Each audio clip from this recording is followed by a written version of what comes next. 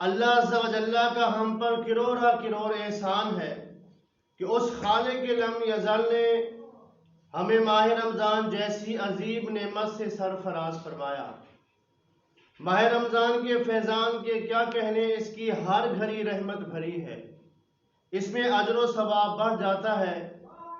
نفل کا ثواب فرض کے برابر اور فرض کا ثواب 70 فرضوں کے برابر ہو جاتا ہے۔ ایک روایت میں آتا ہے کہ اللہ کے عرش اٹھانے والے فرشتے روزے دار کی دعا پر آمین کہتے ہیں۔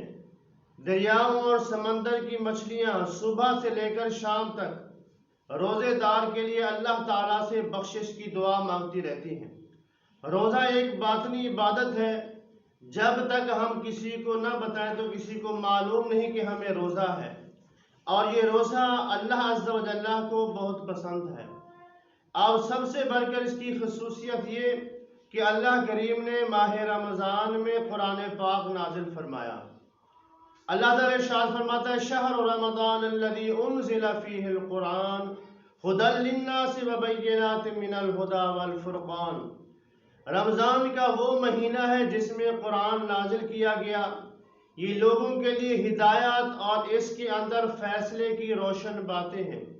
فمن شہد منکم الشہر فلیصم، تم میں سے جو کوئی شخص اس مہینے کو پائے تو اس کے روزے رکھے۔ جو کوئی تم میں سے مریض ہو یا سفر میں ہو تو اتنے روزے اور دنوں میں رکھے۔ یرید اللہ بکم اليسر ولا یرید بکم العسر، اللہ کریم تم پر آسانی چاہتا ہے، دشواری نہیں چاہتا۔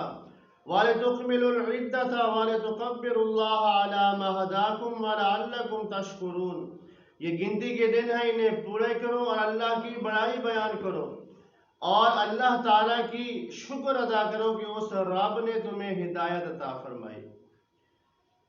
اللہ عز و جل کے پیارے حبیب صلی اللہ علیہ وسلم فرماتے ہیں، سیدنا ابو سعید خدری رضی اللہ تعالیٰ عنہ اس حدیث کے راوی ہیں، وہ فرماتے ہیں کہ اللہ کے نبی نے فرمایا جب ماہ رمضان کی پہلی رات آتی ہے، آسمان کے دروازے کھول دیے جاتے ہیں، جنت کے دروازے کھول دیے جاتے ہیں، جہنم کے دروازے بند کر دیے جاتے ہیں اور شیطان لعین کو جکر دیا جاتا ہے، اور یہ جنت کے دروازے ماہ رمضان کے آخری دن تک کھلے رہتے ہیں، یعنی یہ بند نہیں ہوتے۔ تو جو کوئی شخص ماہ رمضان میں نماز پڑھتا ہے، اللہ تعالیٰ اس کو ہر سجدے کے بدلے میں 1500 نیکیاں عطا فرماتا ہے، اور اس کے لیے جنت میں سرخ یاقوت کا گھر بناتا ہے، اور وہ گھر اتنا بڑا ہوتا ہے کہ اس کے 60,000 دروازے ہوتے ہیں سونے کے، ان کے پٹ بھی سونے کے جن کے اندر سرخ یاقوت جڑے ہوں گے۔ تو جو کوئی شخص ماہ رمضان میں روزہ رکھتا ہے اور اللہ کی عبادت کرتا ہے تو اللہ کریم ہر سجدے کے بدلے میں جنت میں اسے ایک عظیم الشان درخت عطا فرماتا ہے۔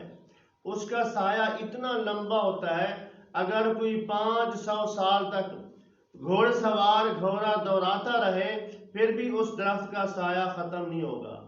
تو میٹھے اسلامی بھائیوں، اللہ عز و جل کا ہم پر کتنا کرم ہے کہ اللہ تعالی ہمارے لیے اس مہینے میں اجر و ثواب بھی بڑھا دیتا ہے، اور اللہ تعالی اس مہینے میں ہمارے لیے جنت کے دروازے کھول دیتا ہے، رحمت کے دروازے بھی کھول دیتا ہے۔ میرے آقا کریم علیہ السلام نے فرمایا روزہ ڈھال ہے، یعنی جس طرح تلوار کے وار سے ڈھال اسے روکتی ہے، اسی طرح روزہ روزے دار کو جہنم میں جانے سے روکے گا۔ اگر کوئی روزے دار شخص اپنے گناہوں کے سبب جہنم میں داخل کیا بھی گیا تو جہنم اس سے دور بھاگے گی۔ دروغہ جہنم مالک اسے کہیں گے اے جہنم تو اسے دور کیوں بھاگ رہی ہے، تو اسے کیوں نہیں جلا رہی؟ تو وہ جہنم کہے گی میں اسے کیسے جلاؤں، اس کے منہ سے تو روزے کی بو آتی ہے۔